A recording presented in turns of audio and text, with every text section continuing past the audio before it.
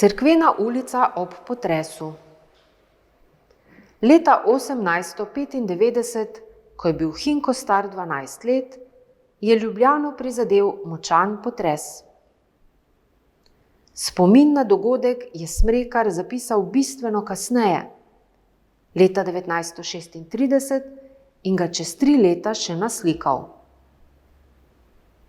Zapisal je: To so bili prizori, vse po tleh kopice ljudi. Ljudje, oblečeni in neoblečeni kakor maškare.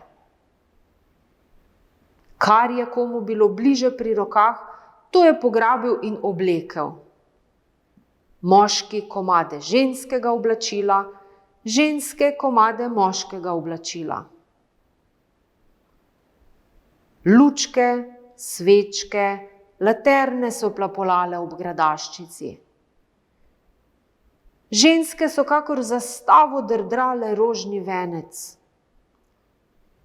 Zdaj je spet zabučalo.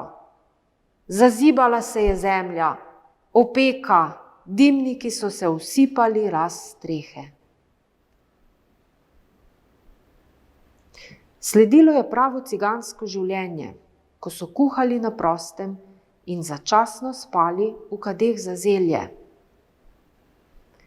Hinku je bilo kot otroku vse dogajanje zanimivo in ponoči je lahko iz kadi zrl v luno in spletal zgodbe o razbojnikih.